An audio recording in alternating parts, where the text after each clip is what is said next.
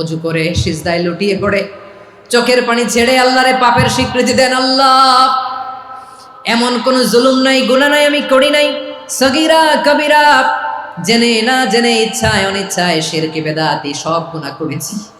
আল্লাহ, আকাশের নিচে জমিনের উপরে আমার চেয়ে বড় গুনাহগার আর কেউ নাই। চোখের পানি ছেড়ে আল্লাহরে বলেন, আল্লাহ, আমি ছাড়া তোমার গোলামের অভাব নাই, তুমি ছাড়া আমার দ্বিতীয় কোনো রব নাই, তুমি ছাড়া তো কেউ আমার গুনাহ ক্ষমা করার নাই, তুমি আমার রব, তুমি আমার সব। বলতে পারবেন? এই তাকরীর আমার পটুয়াখালীর ভাইয়া, এই স্বীকৃতিটা দেখতে আল্লাহ বড্ড ভালোবাসেন, কারণ আমরা সবাই গুনাহগার। আমরা সবাই কি? বিশ্বনবী বলেন, কুল্লুকুম খাত্তাউন, বানি আদম, তোমরা সবাই পাপী। সবাই কি? সবাই পাপী। আমরা সবাই পাপী। আপন পাপের বাটখারা দিয়ে অন্যের পাপ মাপি। আমরা যে পাপী এটা ভাবতে মনে চায় না কারো, খালি অন্যের পাপ দেখি আমরা, এটা ভুল। ওর এই পাপ, ও পাপী, ও জালেম, ও জাহান্নামী, এরকম একটা টেন্ডেন্সি। আমার যে কি হালাত এটার খেয়াল নাই। খেয়াল করতে হবে যে আমি সবচেয়ে বড় পাপী, ঠিক কিনা বলেন? পাপ করি না এমন কেউ আছি? হ্যাঁ, আছি। কেউ না জানলেও জানে কে আমার পাপের ঘটনা? পৃথিবী না জানুক আমি তো জানি, আমি কি পাপ করেছি। হায় ও আমার কলিজার টুকরা ভাইয়েরা, মাথাটাকে নিচু করে জীবনের সব গুনার ফিরিস্তিগুলো একটা একটা করে স্বীকার করে আল্লাহরে বলেন, আল্লাহ, আমি পাপী। আল্লাহ, আমার চেয়ে বড় পাপী এই দুনিয়াতে কেউ নাই। আকাশের নিচে জমিনের উপরে আমার চেয়ে বড় পাপী কেউ নাই। একটা একটা করে আল্লাহ স্বীকার করি আমি পাপী। সব পাপের স্বীকৃতি দিলাম। পৃথিবী না জানুক আমি তো জানি, আমি কি পাপ করেছি।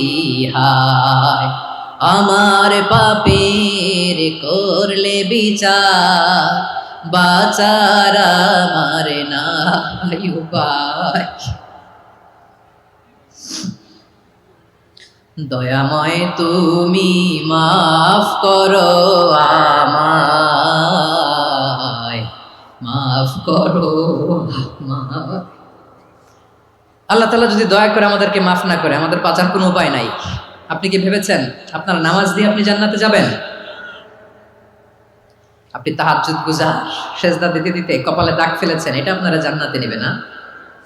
আপনি এলাকার সবচেয়ে বড় হাতেম তাই, দানশীল, এই দানের ভরসায় বসে আছেন? কশিন কালো না। আমাদের নামাজ, আমাদের রোজা, আমাদের ইবাদত, এগুলোকে মিজানের পাল্লায় উঠালে কোনো ওজনই হবে না। তবে আমাদের একটা কৌশল জানা আছে, আমরা আল্লাহর রহমতের ভিখারি। আমরা সেদিন আগেই গুনার স্বীকৃতি দিয়ে দেব। আমরা বলবো, আল্লাহ, তুমি প্রশ্ন করার আগে তোমার একটা কথা বলি, আমারে কিছু জিজ্ঞেস করো না, আমি সব করেছি। এমন কোন পাপ নাই যে পাপ আমারে দিয়ে হয় নাই। তোমার রহমত দিয়ে তুমি জান্নাতে পাঠাবা, তোমার দয়ায় জান্নাতে যেতে চাই, আমল দিয়ে না। পারবেন বলতে? কিয়ামতের দিন আমরা বলবো, আল্লাহ, আমার আমল দিয়ে জান্নাত চাই না, আমি তোমার দয়া দিয়ে জান্নাত চাই। তোমার দয়া ছাড়া আমার কোনো উপায় নাই। কারণ আল্লাহ যদি বিচার করে, বাঁচার কারো উপায় নাই। আল্লাহ যদি বলে ফেলেন তুই এটা করলি কেন, ওখানে গেলি কেন, কোরআনে 1000 বার নিষেধ করলাম তারপরেও এই পাপে জড়ালি কেন, এরকম প্রশ্ন ছুড়ে দিলে আমার উত্তর আছে? বাঁচার কোনো উপায় আছে? রোজ হাসরে হে আল্লাহ আমার করুণা বিচার, আল্লাহ করুণা বিচার, বিচার চাহি না তব দয়া চাই, এ গুনাহগার, করুণা বিচার। আপনার আমল দিয়ে জান্নাতে যাবেন? কি দিয়ে যাবেন? আল্লাহর দয়া দিয়ে। আল্লাহর রহম আর দয়া ছাড়া কেউ জান্নাতের চেহারাও দেখতে পাবে না। চাইবো একজন সত্তার কাছে, আওয়াজ করে বলুন তিনি কে? একজন সত্তার কাছে চাইবে। বিশ্বনবী ওনার চাচাতো ভাই আব্দুল্লাহ ইবনে আব্বাস রাদিয়াল্লাহু তাআলা আনহুকে বললেন, ইয়া আব্দুল্লাহ ইবনে আব্বাস, হে আব্দুল্লাহ ইবনে আব্বাস, ইযা সাআলতা ফাসআলিল্লাহ, যখন চাইবে আল্লাহর কাছে যাও। ও আব্দুল্লাহ, যখন চাইবা আল্লাহর কাছে চাও। ওয়া ইযা ইসতাআনতা ফাসতাইন বিল্লাহ, যখন সাহায্য চাইবা আল্লাহর কাছে ফরিয়াদ করো। জেনে রেখো আব্দুল্লাহ, ওয়া আলাম আন্নাল উম্মাতা লাউ ইজতামাআত আলা আইয়ানফাউকা বিশাইইন লাম ইয়ানফাউকা ইল্লা বিশাইইন ক্বাদ কাতাবাহু আল্লাহু লাক। ও আব্দুল্লাহ, জেনে রেখো, মনে রেখো, গোটা বিশ্বের সবাই মিলে যদি তোমার উপকার করতে চায় ততটুকুই তারা করতে পারবে যতটুকু আল্লাহ তোমার নসিবে সেটা লিখে রেখেছে। ঠিক কিনা বলেন? আর যদি গোটা বিশ্বের সবাই মিলে তোমার বিরুদ্ধে কনস্পাইরেসি করে, ষড়যন্ত্র করে, গোটা বিশ্বের সবাই মিলেও যদি তোমার ক্ষতি করতে চায় ততটুকুই শুধু পারবে যেটা আল্লাহ তোমার জন্য বরাদ্দ রেখেছে। যতটুকু আল্লাহ তাআলা তোমার জন্য বরাদ্দ রেখেছে অতটুকুই ক্ষতি করতে পারবে, আর এক চুল বেশিও করতে পারবে না, কমও করতে পারবে না। চিল্লায় বলেন ঠিক কিনা? এজন্য আমরা চাইবো কার কাছে? সবাই বলেন নাই, আওয়াজ করে বলেন কার কাছে? সব সময় আমরা আল্লাহর কাছে চাইবো, বিপদে আপদে, সুখে দুঃখে, সচ্ছল অবস্থায় অসচ্ছল অবস্থায়, পরাজয়ের সময় বিজয়ের সময়, সব সময় আমরা ভরসা রাখবো কার উপর? সবাই বলুন। একদল লোক আছে যারা বিপদে পড়লে আল্লাহরে ডাকে, আছে না নাই? পটুয়াখালীতে মাশাআল্লাহ নাই। বিপদ আসলে আল্লাহরে ডাকে, বিপদ নাই আল্লাহও নাই। বিপদে পড়লে নামাজ পড়ে, বিপদও নাই নামাজও নাই। বিপদে পড়লে জিকির করে, বিপদ যখন চলে যায় ওদের জিকিরও বন্ধ হয়ে যায়। এরকম আছে না নাই? কিছু লোক দেখবেন পরীক্ষা আসলে নামাজ পড়ে, আছে আছে। জেনজি আওয়াজ করা, এরকম আছে? এই কমন পড়ে গেছে, কমন পড়ছে। দেখবেন পরীক্ষার সময় নামাজ পড়ে, পরীক্ষাও নাই নামাজও আছে। এরকম কিছু লোক আছে অসুস্থ হলে আল্লাহরে বড্ড ভালোবাসে, আল্লাহরে খুব ডাকে। অসুস্থ হইলে অসুস্থতাও নাই, আল্লাহ স্মরণও নাই। দেখবেন কিছু লোক নির্বাচন আসলে খুব আল্লাহওয়ালা হয়ে যায়। তখন দেখবেন মাথার মধ্যে হেজাব লাগায়, পাঞ্জাবি লাগায়, আল্লাহ আল্লাহ হয়ে যায়। নির্বাচনও নাই, এরপরে আল্লাহর কথাও নাই। আছে না নাই? না, এরকম হওয়া যাবে না। সব সময় আমরা আল্লাহরে ডাকবো, বিপদে আপদে সব সময় ভরসা রাখবো আমরা একজনের উপর। আওয়াজ করে বলেন তিনি কে? এ কথাই আল্লাহ তাআলা আমাদের চোখে আঙ্গুল দিয়ে জানিয়ে দিলেন, ফাইদা রাকিবু ফিল ফুলকি দা'আবুল্লাহা মুখলিসিনা লাহুদ্দিন ফালাম্মা নাজ্জাহুম ইলাল বাররি ইযা হুম ইউশরিকুন। আল্লাহ বলে একদল লোক আছে, তারা যখন নৌযানে চড়ে, জলযানে চড়ে, সাগরের মধ্যে যখন জাহাজে চড়ে, লঞ্চে চড়ে, তারা যখন তুফানের সম্মুখীন হয় তখন তারা আল্লাহরে বড্ড বেশি ডাকে, একান্ত ভাবে ডাকে, বিশুদ্ধ চিত্তে ডাকে। আবার তুফান থেকে তাদেরকে সেফ জোনে নিয়ে, নিরাপদ জোনে নিয়ে যখন বন্দরে আমি আল্লাহ তাদেরকে ভিড়িয়ে দেই, ওই লোকগুলো আবার আমি আল্লাহর সাথে শিরিক করে। এরকম আছে না নাই? জাহাজে উঠছে, সাগরের মাঝখানে তুফান, ওই সময় দেখবেন আল্লাহ কারে কয়। এই কথা তো আপনাদেরকে বোঝানো সহজ, আপনারা তো নদীর দেশের মানুষ। লঞ্চে চড়েন নাই কারা কারা? দেখি, লঞ্চে চড়ছেন? হ্যাঁ, লঞ্চে চড়ে নাই এরকম একজনও নাই এখানে। আচ্ছা, লঞ্চে উঠছেন কে কে? দেখি। মাশাআল্লাহ মাশাআল্লাহ মাশাআল্লাহ, ঠিক আছে, আপনাদের বোঝানো সহজ। আচ্ছা, লঞ্চে উঠে তুফানের সম্মুখীন হয়েছেন, জলোচ্ছ্বাস সবাই? মাশাআল্লাহ। তো এই ওয়াজ তো আপনাদের মুখস্থ, ঠিক কিনা বলেন? আমার বলার দরকার নাই, বলেন।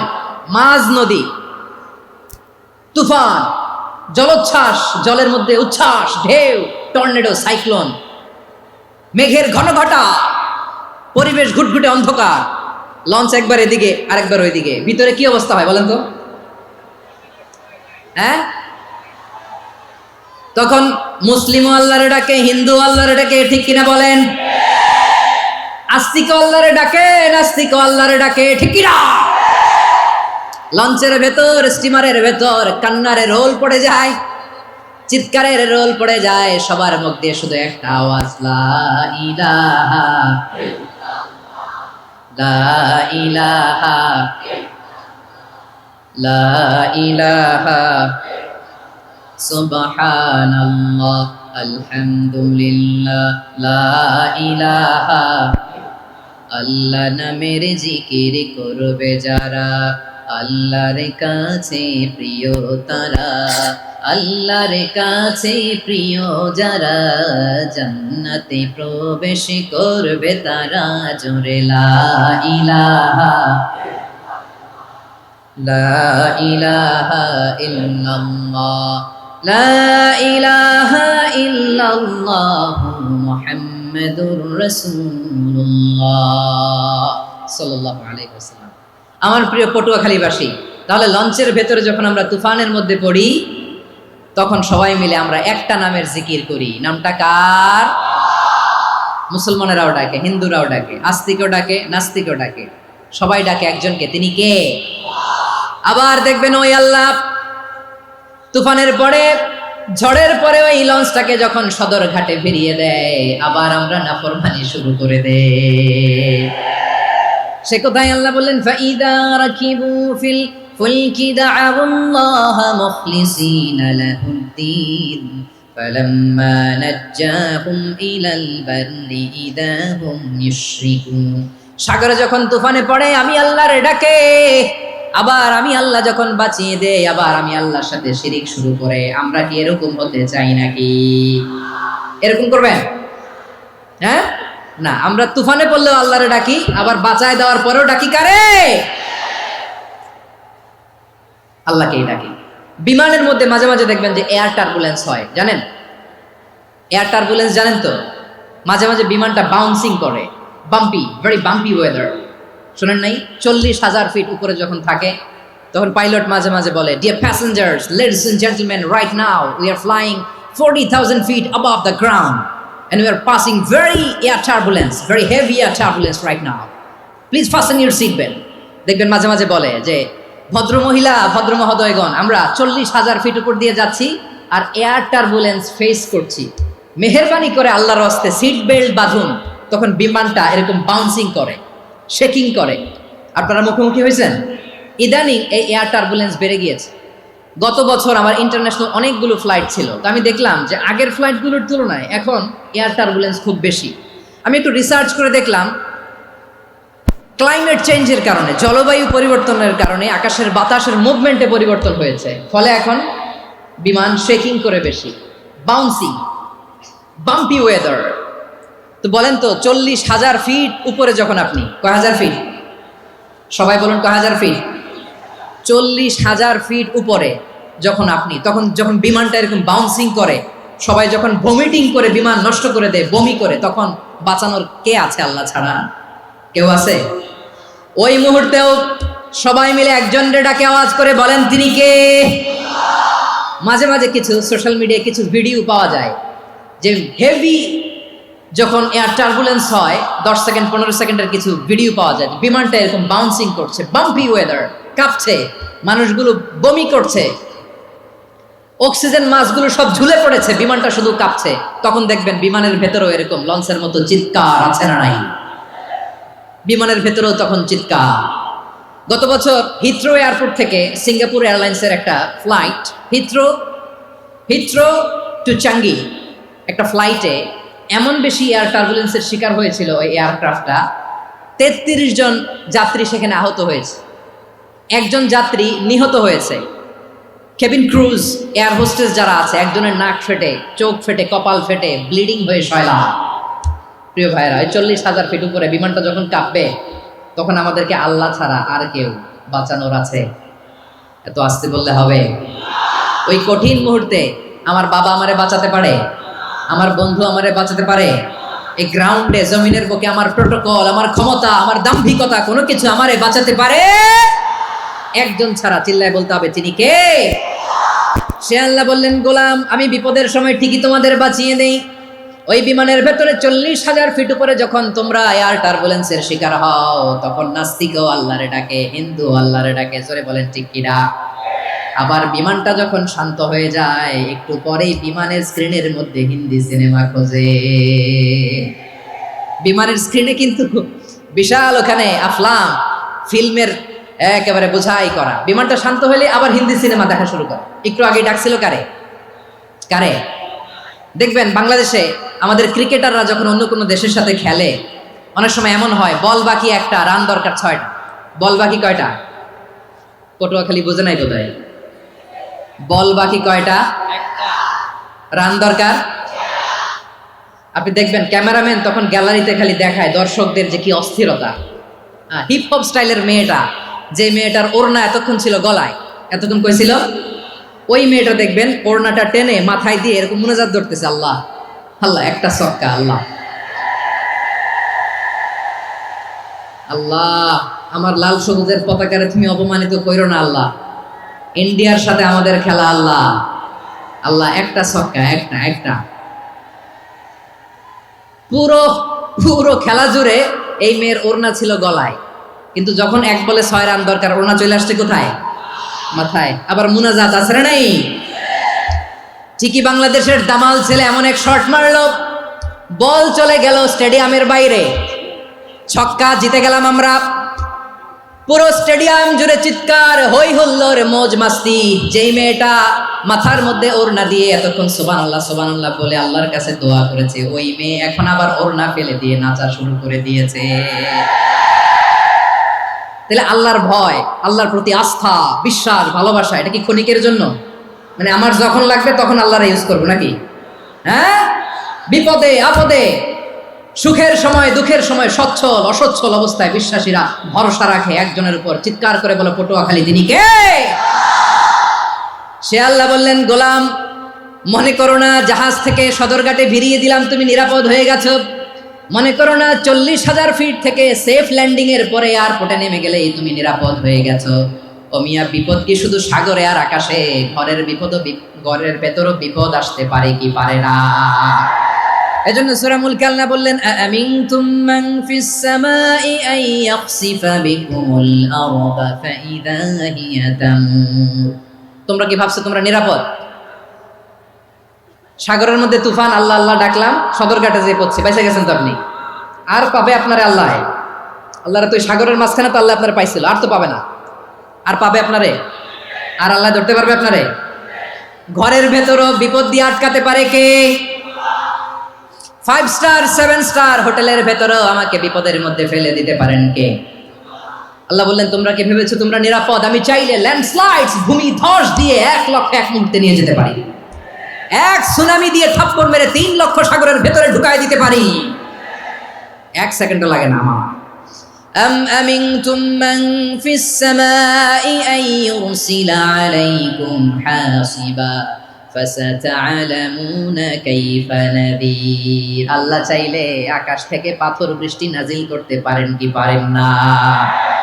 এই মুহূর্তে এখানে ভূমিকম্প দিতে পারেন কি পারেন না? আচ্ছা, ভূমিকম্প যখন হয় আমাদের কারো হুঁশ থাকে? আপনি মনে করছেন আমরা সাধারণ মানুষ, আমরা দৌড় দেই, আর প্রেসিডেন্ট প্রধানমন্ত্রী ওনারা বুঝি খাটে শুয়ে থাকে? কথা বুঝে নাই বোধহয়। ভূমিকম্প, আর্থকোয়েক যদি হয়, বাঁচার জন্য আমরা কি করি? হয় খাটের তলায়, ডাইনিং টেবিলের নিচে, উপরে শক্ত কিছু আছে এটার নিচে, অথবা ঘর থুইয়া দেও দৌড়। তো প্রধানমন্ত্রী উনি কি করে? প্রেসিডেন্ট উনি কি করে? হ্যাঁ, উনি খাটের মধ্যে যে শুয়ে থাকে নাকি? উনিও দৌড়, সাধারণ মানুষও দৌড়, প্রধানমন্ত্রীও দৌড়, বাড়িওয়ালাও দৌড়, ভাড়াটিয়াও দৌড়, সবাই দৌড়। নাকি ভাড়াটিয়ারা বাড়ি থুইয়া দৌড়, বাড়িওয়ালারা আর বেরোয় না? এরকম না। তাহলে যে কোনো মুহূর্তে ভূমিকম্প দিয়ে নাস্তানাবুদ করতে পারে কে? আমার প্রিয় ভাইয়েরা, আমরা নিরাপদ নই, আমরা তার দয়ায় বেঁচে আছি। কার দয়ায়?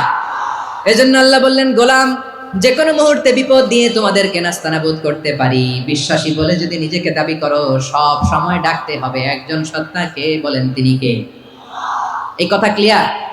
এই সবগুলো উদাহরণ শেষে সবার কাছে ক্লিয়ার হয়েছে না যে বিপদ থেকে, আপদ থেকে, পরীক্ষা থেকে, খেলামিটি থেকে আমাদেরকে কেউ বাঁচাতে পারে না একজন সত্তা ছাড়া।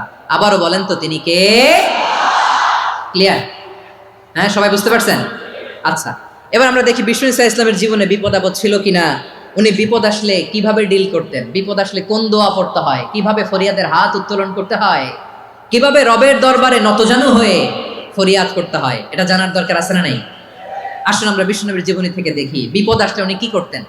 বিপদ আসলেই প্রথমে বিষ্ণু ঈসা ইসলাম একটা দোয়া পড়তেন। কি পড়তেন? তিনি পড়তেন, ইন্না লিল্লাহি ওয়া ইন্না ইলাইহি রাজিউন। নিশ্চয় আমরা আল্লাহর জন্য, নিশ্চয় আমরা কার দিকে ফিরবো ভাই? আবার কার দিকে ফিরবো? আওয়াজ করে বলুন তো, আমরা এসেছি কার কাছ থেকে? আবারও ফিরে যাব কার কাছে? এজন্য বিষ্ণুই পড়ছেন ইন্না লিল্লাহি ওয়া ইন্না ইলাইহি রাজিউন, নিশ্চয় আল্লাহর জন্য ওই আল্লাহর দিকেই আমরা ফিরে যাব। তারপরে বিষ্ণুই পড়তেন আল্লাহুম্মা আজুরনি ফি মুসিবাতি ওয়াখলুফ লি খায়রাম মিনহা। একসাথে প্রথমে পড়তেন ইন্না লিল্লাহি ওয়া ইন্না ইলাইহি রাজিউন, তারপর পড়তেন আল্লাহুম্মা আজুরনি ফি মুসিবাতি ওয়াখলুফ লি খায়রাম মিনহা, মানে আল্লাহ এই যে আমি বিপদে ধৈর্য ধারণ করলাম এটার সওয়াব তুমি আমারে দাও, আর যেটা হারালাম এর চেয়ে ভালো কিছু দিয়ে মেকআপ করে দিও, ভালো কিছু দিয়ে বদল করে দিও। সুবহানাল্লাহ পড়েন। তাহলে বিপদ আসলে আমরা কি পড়ব? কথা বলেন। এই যে আমি শুয়েছিলাম, নাশিদ গাচ্ছিল ওরা, এদেশে পরস্পরে দেখা হলে দেয় সালাম, এদেশে আমজনতার হৃদয় জুড়ে পাকালাম, এদেশে বিপদ এলে সর্বজনে সর্বক্ষণে দোয়া পড়ে ইন্না লিল্লাহ। কি পড়ে? সুবহানাল্লাহ সুবহানাল্লাহ সুবহানাল্লাহ সুবহানাল্লাহ। এদেশে আজান শুনে সূর্য ওঠে শহর গ্রামে, এদেশে আজান শুনে সূর্য ডুবে সন্ধ্যা নামে, এদেশে সকল কাজে সবাই বলে বিসমিল্লাহ, এদেশে ভালো কিছু দেখে শুনে হাসি মুখে সবাই বলে মাশাআল্লাহ। সুবহানাল্লাহ পড়ে। তাহলে বিপদ এলে আমরা কি পড়ি? কথা বুঝলে সবাই উত্তর দিতে হবে, বিপদ এলে কি পড়ি? তাহলে বিপদ এলেই আমরা এখন থেকে ইন্না লিল্লাহ পড়বো, নাকি হাই হুতাশ করবেন? একদল আছে হাই হুতাশ করে, হায় আল্লাহ রে মোর কি হইল রে, মুই কি হরমু রে, মুই কমবে যামু রে, আছে না নাই? এরকম বিলাপ করতে নিষেধ করেছেন বিশ্বনবী। কি করব, কই যাব, কি হবে, হায় হায়, এরকম হাহুতাশ আছে না নাই? বিশ্বাসীরা হাহুতাশ করে না, তারা ইন্না লিল্লাহ পড়ে। কি পড়ে মনে থাকবে? আমরা পড়বো ইন্না লিল্লাহি ওয়া ইন্না ইলাইহি রাজিউন, নিশ্চয়ই আমরা আল্লাহর জন্য, আমরা আল্লাহর দিকেই ফিরে যাব। এরপর পড়বো আল্লাহুম্মা আজুরনি ফি মুসিবাতি ওয়াখলুফ লি খায়রাম মিনহা, আল্লাহ আমি যে বিপদে ধৈর্য ধারণ করলাম এটার সওয়াব দিও, আর যা হারালাম তার চেয়ে ভালো কিছু দিয়ে বদল করে দিও। সুবহানাল্লাহ পড়েন। বিশ্বনবীর হাদিস শুনলেন উম্মে সালামা রাদিয়াল্লাহু তাআলা আনহা, ওনার স্বামী হলো আবু সালামা। মজার ঘটনা খেয়াল করে শুনেন আমার প্রিয় কলিজার টুকরা ভাইয়েরা, কানগুলো খরগোশের কানের মতো খাড়া করে আমার দিকে তাকান। সাইয়্যিদাতুনা উম্মে সালামা রাদিয়াল্লাহু তাআলা আনহা, ওনার স্বামীর নাম আবু সালামা। শ্রেষ্ঠ দম্পতি, শ্রেষ্ঠ ফ্যামিলি। প্রথমে হিজরত করেছিলেন হাবাসায়, পরে হিজরত করেছেন মদিনায়। উহুদ যুদ্ধের পরে ওনার স্বামী আবু সালামা ইন্তেকাল করলো, শহীদ হলো। সুবহানাল্লাহ পড়েন। যখন আবু সালামা ইন্তেকাল করলো, উম্মে সালামা রাদিয়াল্লাহু তাআলা আনহা কেঁদে কেঁদে হয়রান, আর নবীর শিখানো বাণী অনুযায়ী তিনি বারবার পড়ছিলেন ইন্না লিল্লাহ। কি পড়ছিলেন? মুই কই যামু, কি হরমু, এগুলো বলে নাই। কি বলছে? ইন্না লিল্লাহ। যেহেতু বিশ্বনবী বলেছেন কেউ যদি বিপদের প্রথম ধাক্কায় পড়ে ইন্না লিল্লাহি ওয়া ইন্না ইলাইহি রাজিউন আল্লাহুম্মা আজুরনি ফি মুসিবাতি ওয়াখলুফ লি খায়রাম মিনহা, তাহলে এই বিপদে যে সে যা হারালো তার চেয়ে শ্রেষ্ঠ কিছু দিয়ে আল্লাহ তার বদল দিয়ে দিবে। এই হাদিস শুনে উম্মে সালামা রাদিয়াল্লাহু তাআলা আনহা, ওনার প্রাণ প্রিয় স্বামী আবু সালামার ইন্তেকালের পরে চোখের পানি ছাড়ে, আর পড়ে ইন্না লিল্লাহি ওয়া ইন্না ইলাইহি রাজিউন আল্লাহুম্মা আজুরনি ফি মুসিবাতি ওয়াখলুফনি খায়রাম মিনহা। বারবার এই দোয়া পড়ে চোখের পানি ছাড়ে, এই দোয়া পড়ে চোখের পানি ছাড়ে, আর মনে মনে বলে আবু সালামার মতো ভালো মানুষ মদিনাতে নাই, আবু সালামার চেয়েও ভালো মানুষ মদিনাতে নাই, তার চেয়ে ভালো মানুষ কি করে আল্লাহ তাআলা আমারে দিবে, তার চেয়ে ভালো মানুষ তো আমি মদিনাতে দেখি না। চোখের পানি দিয়ে বুক ভাসায়, আর নবীর হাদিসের উপর আমল করে পড়ে ইন্না লিল্লাহি ওয়া ইন্না ইলাইহি রাজিউন, ইন্না লিল্লাহি ওয়া ইন্না ইলাইহি রাজিউন। পড়তে পড়তে চোখের পানি ছাড়ে, আর চিন্তা করে বিশ্বনবী বললেন এই দোয়া পড়লে যেটা হারালাম তার চেয়ে ভালো কিছু দিয়ে আল্লাহ পুরস্কার দেয়। আবু সালামার চেয়ে ভালো মানুষ মদিনার মধ্যে আর কে হতে পারে? কি আজীব তামাশা, কি অবাক করা ঘটনা। কিছুদিন পরে দেখা গেল সাইয়্যিদুল মুরসালিন রাহমাতাল লিল আলামিন স্বয়ং বিশ্ব নবী উম্মে সালামাকে বিয়ের প্রস্তাব পাঠিয়েছে। স্বয়ং বিশ্ব নবী উম্মে সালামা রাদিয়াল্লাহু তাআলা আনহাকে বিয়ের প্রস্তাব পাঠিয়েছেন। উনি রাজি হয়ে গেলেন, বিয়ে হয়ে গেল, উনি হয়ে গেলেন উম্মুল মুমিনিন, আমাদের মা, পুরো মুসলিম উম্মার মা। চিৎকার করে বলেন আল্লাহু আকবার। তাহলে আমার প্রাণ প্রিয় ভাইয়েরা, বিপদে পড়লে আমরা পড়বো ইন্না লিল্লাহি ওয়া ইন্না ইলাইহি রাজিউন আল্লাহুম্মা আজুরনি ফি মুসিবাতি ওয়াখলুফ লি খায়রাম মিনহা। পড়বেন? পড়বেন না? যারা যারা বিপদ আসলে এই দোয়াটা পড়বেন এখন থেকে আওয়াজ করে ইনশাআল্লাহ বলেন। যা হারাইছেন তার চেয়ে শ্রেষ্ঠ জিনিস দিয়ে বদলা দিবে কে? বিশ্বাস হয়? একটু সন্দেহ লাগে মনে হয়, একটু সন্দেহ সন্দেহ আছে? যাদের বিশ্বাস হবে তাদের কি আল্লাহ উত্তম বদলা দেবে, ঠিক কিনা বলেন? তাহলে বিপদে পড়লেই প্রথমে আমরা এটা পড়ব। দোয়াগুলো যদি এখন মুখস্থ না হয়, এই যে রেকর্ডিং হচ্ছে, পেয়ে যাবেন, কালকেই পেয়ে যাবেন। শুনে শুনে মুখস্থ করবেন। আমার মায়েরা, আমার বোনেরা, আপনাদের জন্য 3টি মাঠের অ্যারেঞ্জমেন্ট করা হয়েছে, আমি জানি। আপনারাও এই দোয়াগুলো পড়বেন, আপনার স্বামীকে শেখাবেন, সন্তানকে শেখাবেন, আপনার পুরো পরিবারটাকে জান্নাতের টুকরো বানিয়ে দিবে কে? তাহলে বিপদ আসলে প্রথমে কি পড়তে হবে এটা জেনে গেলাম। এরপরে বিপদ আসলে নিজেকে কি করে আল্লাহর কাছে সঁপে দিতে হয় এটাও জানার দরকার আছে না নাই? বিপদে প্রথমে ইন্নালিল্লাহ পড়লাম, ধৈর্য ধারণ করলাম, বিপদ থেকে উদ্ধারের সর্বোচ্চ চেষ্টা করলাম। আমার কাজ যখন শেষ, তখন আমি আমার এই বিষয়টা আল্লাহর কাছে সঁপে দিব। কার কাছে সুপর্দ করব? কার কাছে? বিপদে বললে কেমন করে নিজেকে আল্লাহর কাছে সঁপে দিতে হয়, আসুন সাইয়েদনা ইব্রাহিম আলাইহিস সালামের জীবনী থেকে জানি। আল্লাহর খলিল ইব্রাহিম আলাইহিস সালাম আমাদের মতো সমাজ ব্যবস্থা পায় নাই। আমরা জন্মের পরে আমাদের কানের ভেতরে আজান দিয়েছে কে? একামত দিয়েছে কে? আমাদের বাপদাদারা আমাদের কানে আজান দিয়েছে কি দেয় নাই? আমাদের জন্মের পরেই তো আজান, একামত, বাড়ির পাশে মসজিদ, প্রতিদিন আজান, জুমার খুতবা, প্রতি মাসে মাসে তাফসিরুল কোরআন মাহফিল, মসজিদ, মিনারা, অভাব নাই, ঠিক কিনা বলেন? আপনি যেই সুন্দর ইসলামিক এনভায়রনমেন্ট পেয়েছেন, আমাদের ইব্রাহিম খলিল উনিও কি এরকম পেয়েছিলেন? হ্যাঁ, উনি জন্মের পর পরে ওনার কানে আজান দিয়েছে কেউ? আমার প্রিয় ভাইরা, আগা গোড়া একটা শিরকি পরিবেশ উনি জন্মগ্রহণ করেছেন। উনি ছাড়া ওই তল্লাটে একজনও আল্লাহর উপর বিশ্বাসী নয়। কল্পনা করতে পারেন? গোটা তল্লাটে, গোটা দেশে বিশ্বাসী মুমিন, আল্লাহর উপর বিশ্বাস স্থাপনকারী কয়জন? সবাই বলেন কয়জন? বাকি সব মুশরিক। বাকি সব মুশরিক নিজের সাথে নিজে শক্ত বোঝাপড়া করে, অ্যানালজি করে, সেলফ কনভারসেশন করে উনি মহা সত্যের সন্ধান পেয়েছেন। উনি আকাশের তারা দেখে ভাবে মনে হয় এটাই আমার খোদা, পরে দেখে তারা নাই, মনে মনে বলে না তাইলে এটা না। আবার চাঁদ দেখে বলে চাঁদটা বড় মায়া লাগে, মনে হয় এটাই আমার রব, পরে দেখে চাঁদও নাই, কয় না এটা না। এরপরে দ্বি প্রহরের জলজলে সূর্যটা খা খা করে গোটা পৃথিবীটারে রৌদ্র দিয়ে তাতিয়ে রাখে। তিনি ভাবলেন মনে হয় এটাই আমার রব, কারণ এটাই তো সবচেয়ে বড়। কিন্তু বিকেল বেলা ওই সূর্যটাও যখন চলে যায়, সাইয়েদনা ইব্রাহিম বলে না এটাও তো নাই, আমার খোদা যদি আমারে ছেড়ে চলে যায়, বিপদে পড়লে আমারে উদ্ধার করবে কে? এভাবে নিজের সাথে অ্যানালজি, সেলফ কনভারসেশন করতে করতে করতে তিনি মহা সত্যের সন্ধান পেয়েছেন। সুবহানাল্লাহ পড়েন। সব শেষে তিনি ডিসিশন নিয়ে ঘোষণা দিলেন, ইন্নী ওয়াজ্জাহতু ওয়াজহিয়া লিল্লাযী ফাতারাস সামাওয়াতি ওয়াল আরদা হানিফান ওয়া মা আনা মিনাল মুশরিকিন।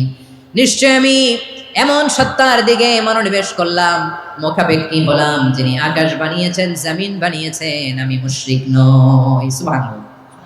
পারতেন? আপনি পারতেন? কেউ নাই, লক্ষ লক্ষ মুশরিক, আপনি একা। ওনার মতো এরকম বিচক্ষণতা দিয়ে আল্লাহরে খুঁজে পাইতে পারতেন আপনি?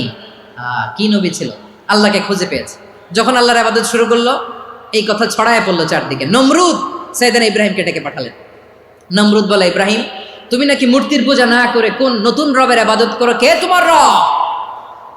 সাইয়েদনা ইব্রাহিম বললেন, রব্বি আল্লাযী ইউহয়ী ওয়া ইউমীত, আমি এমন রবের ইবাদত করি যিনি জীবন দেন, যিনি মৃত্যু দেন। নমরুদ বলে, তাই নাকি? তোমার রব জীবন দেয়, মৃত্যু দেয়, আর এটা তো আমি দেই, আমিও তো জীবন দেই, আমিও তো মৃত্যু দেই। সাইয়েদনা ইব্রাহিম বললেন, কেমন করে তুমি জীবন দাও, মৃত্যু দাও, একটু দেখাও তো। নমরুদ জেলখানা থেকে দুজন কয়েদিকে ডেকে আনলো। কয়েদি এনে অর্ডার করলো, একটাকে এখনই শিরোচ্ছেদ, হেড অফ, ডেথ পেনাল্টি, মৃত্যুদণ্ড দেয়া হলো, ফিনকি দিয়ে রক্ত বেরোলো। নমরুদ বলে, দেখো দুজনকে ধরে আনলাম, একজন কয়েদিকে দিলাম ডেথ পেনাল্টি, মৃত্যুদণ্ড, ওরে মৃত্যু দিলাম। আরেকজন যে দাঁড়িয়ে আছে, চাইলে ওরেও আমি মৃত্যুদণ্ড দিতে পারি, কিন্তু না, ওরে আমি দিব না, ওরে আমি বাঁচাইয়া দিলাম, ছেড়ে দিলাম, মানে জীবন দিলাম। দেখো ইব্রাহিম, তোমার চোখের সামনে একজনরে মৃত্যু দিলাম, আর একজনরে জীবন দিলাম। আপাত দৃষ্টিতে তাই তো, একজনরে তো জীবন দিল, আরেকজনরে মৃত্যু দিল। সাইয়েদনা ইব্রাহিম এবার বিপাকে পড়ে গেলেন। কিন্তু এক একজন নবীকে আল্লাহ এমন উইজডম, বিচক্ষণতা দিয়ে এই জমিনে পাঠিয়েছেন। মুহূর্তের মধ্যে আল্লাহর খলিল ইব্রাহিম বললেন, فإن الله يأتي بالشمس من المشرق فأت بها من المغرب ফাবুহিতাল্লাযী কাফার। আল্লাহর খলিল ইব্রাহিম বললেন, নমরুদ বুঝলাম তুমি জীবন দাও, মৃত্যু দাও, দেখলাম, কিন্তু আমার রব, আমার আল্লাহ প্রতিদিন সকালবেলা উষা লগ্নে ওই পূর্ব দিগন্ত থেকে সূর্যটাকে উদিত করেন, সাঁঝের বেলা, বিকেল বেলা, কুথুরি লগ্নে, সন্ধ্যাবেলা ওই দ্বিপ্রহরের জল জলে সূর্যটাকে পশ্চিম দিগন্তে ডুবিয়ে দেন। মানে সকালবেলা পূর্ব দিক থেকে উদিত করা সূর্যটাকে পশ্চিম দিকে বিকেলে তিনি ডুবিয়ে দেন। তুমি যদি পারো ওই সূর্যটাকে পশ্চিম দিক থেকে উদিত করে পূর্ব দিকে ডুবিয়ে দাও। সুবহানাল্লাহ পড়বেন না? দেখেন, ইনস্ট্যান্ট ইন্টেলেক্ট, মুহূর্তে বিচক্ষণতা, উইজডম কাকে বলে? নমরুদ পারবে? নমরুদের বাপ পারবে? ওর দাদা, ওর 14 গোষ্ঠী, গোটা বিশ্বের সব ক্ষমতাধর রাষ্ট্রনায়করা একসাথে হলে পারবে? ফাবুহিতাল্লাযী কাফার পারে নাই, ব্যর্থ হয়েছে। এবার তেলে বেগুনে জ্বলে উঠেছে, রেগে মেগে আগুন বলে ফালকুহু ফিল জাহিম। ওর সাথে তর্ক নাই, না পেরে এবার এটারে আগুনে ফেলা। বিশাল বিশাল গাছ কেটে লাকড়ি এনে আগুনের কুণ্ডলি বানানো হলো, দাও দাও দাও দাও করে আগুন জ্বলে। আল্লাহর খলিল ইব্রাহিমকে আগুনে নিক্ষেপ করা হবে। আল্লাহর খলিল সাইয়েদনা ইব্রাহিমের হাতের মধ্যে রশি দিয়ে টাইট করে বাঁধা হলো, পায়ের মধ্যেও টাইট করে রশি দিয়ে বাঁধা হলো। আল্লাহর খলিল ইব্রাহিমকে আগুনের কুণ্ডলির মধ্যে ফেলা হবে। অমিয়া, আপনি যে বিপদের কারণে ভয় পান, হতাশ হন, এটা কোনো বিপদ ওনার বিপদের সামনে? পটুয়াখালী আওয়াজ করে বলুন, সাইয়েদনা খলিল ইব্রাহিমের সামনে, বিপদের সামনে আমাদের বিপদগুলো কোনো বিপদ? এটা কোনো বিপদই না, এটা কোনো বিপদই না। হাত পা বেঁধে টাইট করে নিক্ষেপ করা হবে, সিম্পলি ফেলা যাবে না, কারণ দাও দাও করে দ্য ব্লেজিং ফায়ার, এমন আগুনের কুণ্ডলি, কাছে যাওয়া যায় না, আগুনের উত্তাপে নিক্ষেপ করা হবে। হাতে রশি বেঁধে, পায়ে রশি বেঁধে আল্লাহর খলিল ইব্রাহিম আলাইহিস সালামকে আগুনের মধ্যে নিক্ষেপ করা হবে। এটার বলে অগ্নি পরীক্ষা। উনি অগ্নি পরীক্ষার সম্মুখীন হয়েছেন, এজন্য কঠিন পরীক্ষাকে আমরা অগ্নি পরীক্ষার সাথে তুলনা করি, ঠিক কিনা? সাইয়েদনা জিবরাইল এসে বললেন, ও আল্লাহর খলিল, ওরা তো আপনার হাতও বেঁধে ফেললো, পাও বেঁধে ফেললো, নড়াচড়ার সুযোগ নাই, বলেন আমি জিবরিল ফেরেশতা আপনার জন্য কি করতে পারি? আল্লাহর খলিল ইব্রাহিম বলেন, ও জিবরাইল, তোমার কাছে আমার কোনো চাওয়া পাওয়া নাই। সুবহানাল্লাহ বলেন। তোমার কাছে বলার কিছু নাই, তোমার সাহায্যের আমার দরকার নাই। সাইয়েদনা ইব্রাহিম আলাইহিস সালামকে হাতে পায়ে রশি বেঁধে, হাত পা বাঁধা অবস্থায় জ্বলন্ত অগ্নিকুণ্ডে যখন নমরুদের দলবল নিক্ষেপ করবে, আল্লাহর খলিল কিভাবে নিজেকে আল্লাহর কাছে সঁপে দিয়েছেন, পটুয়াখালীর ভাইরা খেয়াল করে শুনুন। হাত পা বেঁধে আল্লাহর খলিলকে যখন নিক্ষেপ করা হবে, তিনি মুখ ফুটে বলে ফেললেন, হাসবুনাল্লাহু ওয়া নি'মাল ওয়াকিল। হাসবুনাল্লাহু ওয়া নি'মাল ওয়াকিল, আমার জন্য আল্লাহই যথেষ্ট, আমার জন্য আল্লাহই যথেষ্ট, তিনিই আমার সবচেয়ে বড় গার্ডিয়ান, তিনিই আমার সবচেয়ে বড় অভিভাবক। জিব্রাইলের সাহায্যে অফারকে ফিরিয়ে দিলেন, দুনিয়ার বুকে কারো কাছে কিছু বলেন নাই, মুখ ফুটে বলেছেন হাসবুনাল্লাহ। ও আমার পটুয়াখালীর প্রাণের ভাইয়েরা খেয়াল রাখবেন, কোনো বান্দা তার হাতে থাকা সব চেষ্টাটুকুন করার পরে মুখ ফসকে মুখ দিয়ে যখন বলে ফেলে হাসবুনাল্লাহ, বান্দা যখন হাসবুনাল্লাহ বলে ফেলে, ওই ব্যাপারটা ডিল করার দায়িত্ব স্বয়ং আল্লাহ আরশের উপর থেকে নিয়ে নেয়। আপনি যখন বলে ফেলবেন হাসবুনাল্লাহ, এটা ডিলিং করবে কে তখন? চিল্লায় বলেন না, তিনি কে? বান্দা তার সাধ্যের সবটুকু চেষ্টার পরে নতজানু হয়ে যখন বলবে হাসবুনাল্লাহ, আল্লাহ তুমি আমার জন্য যথেষ্ট, নি'মাল ওয়াকিল, তুমি আমার শ্রেষ্ঠ অভিভাবক, তখন তার কি দরকার না দরকার এটা ডিল করে স্বয়ং আল্লাহ। নিক্ষেপ করা হলো সাইয়েদনা ইব্রাহিমকে অগ্নিকুণ্ডলিতে। হাজার হাজার মানুষের দৃশ্য দেখার জন্য জড়ো হয়েছে এরকম বিশাল ময়দানে। কিন্তু কি অবাক করার ঘটনা, সবাই ভয় পাচ্ছিল, না জানে কি হয়ে যায়। আল্লাহর খলিলকে যখন আগুনের কুণ্ডলিতে নিক্ষেপ করা হয়, আল্লাহর খলিল ইব্রাহিম আগুনের কুণ্ডলের মধ্যে বসে বসে মানুষগুলোর দিকে তাকিয়ে হাসতে শুরু করে দেয়। কারণ আকাশ থেকে রব্বুল আলামিন স্পেশাল ভার্ডিক্ট নাজিল করেছেন, স্পেশাল হুকুম জারি করেছেন, কুল্লা ইয়া নারু কুনি বারদান ওয়া সালামান আলা ইব্রাহিম। ও আগুন খবরদার, সৃষ্টির শুরু থেকে তোকে একটা ধর্ম আমি বাতলে দিয়েছিলাম, তোর ধর্ম, আগুনের ধর্ম হলো যা পাবে জ্বালিয়ে সারখার করবে। আল্লাহ বলল, আগুন তোর ধর্ম দিয়েছিলাম, তুই সব জ্বালিয়ে পুড়িয়ে ছারখার করে দিবি, কিন্তু ক্ষণিকের জন্য আমি তোর জ্বালিয়ে দেওয়ার ক্ষমতাটাকে কেড়ে নিলাম। জ্বালিয়ে ভস্ম করে দেওয়ার ক্ষমতা আমি কেড়ে নিলাম। কুনি বারদান, ঠান্ডা হয়ে যা। কিন্তু এত বেশি ঠান্ডা হবি না আবার আমার ইব্রাহিমের জন্য সর্দি লেগে না যায়। সুবহানাল্লাহ, এত আসতে বললে হবে? কুনি বারদান, বারদ মানে বরফ, ঠান্ডা। ঠান্ডা হ, কিন্তু এত ঠান্ডা হবি না যাতে আমার ইব্রাহিমের কষ্ট হয়। আগুন বলে, আল্লাহ একবার বললাম ঠান্ডা হ, আবার বলো এত ঠান্ডা হবি না যাতে খালিলের সর্দি না লাগে। কেমন ঠান্ডা হব, কেমন এনভায়রনমেন্ট তৈরি করে দেব বলো। আল্লাহ বললেন, সালামান আলা ইব্রাহিম, আমার খলিল, আমার কলিজা, আমার ইব্রাহিমের জন্য তুই জান্নাতের গুল বাগিচা হয়ে যা। ও ভাই, নবী মুসার মতো ঈমান হলে রাস্তা হবে সাগর জলে, নবী ইউসুফের মতন ঈমান হলে একে একে দরজা খোলে। নবী ইব্রাহিমের মতন ঈমান যদি আজও থাকে বিদ্যমান, অগ্নিকুণ্ডে দেখতে পাবে খুবসুরতে ফুল ভাগা। কুলনা ইয়া নারু কুনি বারদান ওয়া সালামান আলা ইব্রাহিম। বান্দা যখন মুখ দিয়ে বলে হাসবুনাল্লাহ, আমার আল্লাহ আমার জন্য যথেষ্ট, এই বলে যখন নিজেকে সঁপে দেয়, তার কি লাগবে ওই দায়িত্ব স্বয়ং নিয়ে নেয় কে? সবাই বলেন, স্বয়ং নিয়ে নেয় কে? তাহলে আমার প্রিয় ভাইরা, বিপদের শুরুতেই আমরা বলবো ইন্না লিল্লাহ। শুরুতে কি বলবো? এরপরে যেই বাক্যটা পড়ে নিজের পরিস্থিতিকে আল্লাহর দরবারে সঁপে দিব, সেটা হচ্ছে হাসবুনাল্লাহ। সেটা কি? বিষ্ণু বলেন, লা ইয়াজালু লিসানুকা রাতাবান মিন যিকরিল্লাহ, সব সময় আল্লাহর স্মরণ দিয়ে, জিকির দিয়ে জিহ্বাটারে সিক্ত রাখো। আর শয়তানু জাসিমুন আলা কলবি ইবনে আদম, শয়তান বনি আদমের কলবে খামচি মেরে বসে থাকে। ফাইদা যাকারাল্লাহ খালাসা, মানুষ যখন আল্লাহ স্মরণ করে, জিকির করে, শয়তান দৌড়ে পালায়। ওয়া ইদা গাফালা ওয়াসওয়াসা, যখনই বনি আদম গাফেল হয় তখনই শয়তান তার হৃদয়ে ওয়াসওয়াসা দেয়। এজন্য বিপদে পড়লে ইন্না লিল্লাহ, নিজের সবটুকুন করার পরে, নিজের রোল প্লে করার পরে নিজেকে আমরা কি বলে সঁপে দিব? সবাই বলেন, সবাই বলতে হবে। আরো জোরে বলে, মনে থাকবে? বিপদে পড়লে প্রথমে ইন্না লিল্লাহ, এরপরে নিজেকে যখন সঁপে দিব তখন হাসবুনাল্লাহ। এরপরে কঠিন বিপদ যদি যখন বিশ্বনবী পড়তেন তখন কি করতেন? এমন বিপদ মাঝে মাঝে হয় না, দেয়ালে পিঠ থেকে যায়, চোখে মুখে অন্ধকার, কি করব দিশা খুঁজে পাই না, এরকম হয় কখনো? হ্যাঁ, আপনাদের হয়? হয় না? তো জান্নাতে আছেন আপনারা। হয় হয়, এরকম হয়েছে না যে দেয়ালে পিঠ থেকে গেছে, চোখে মুখে অন্ধকার, কই যাব, কি করব, বাঁচানোর কেউ না, এরকম হয়েছে কখনো আপনাদের?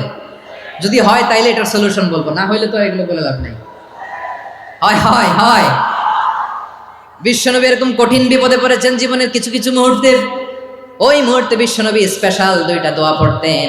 এই দোয়াগুলো আপনাদেরকে জানিয়ে দেয়। বিশ্বনবী বলেন, কঠিনতম বিপদে যখন পড়বা, দেয়ালে পিঠ থেকে যায়, চোখে মুখে অন্ধকার, বাঁচার কোনো উপায় নাই, তখন পড়বা লা ইলাহা ইল্লা আনতা সুবহানাকা ইন্নী কুনতু মিনাজ জালিমিন। আল্লাহ, তুমি ছাড়া কোনো ইলাহ নাই, তুমি পবিত্র, নিশ্চয় আমি জালিমদের অন্তর্ভুক্ত। সুবহানাল্লাহ বলেন। এই দোয়া সাইয়েদনা ইউনূস আলাইহিস সালাম পড়েছিলেন যখন মাছের পেটে ছিলেন। কিসের পেটে?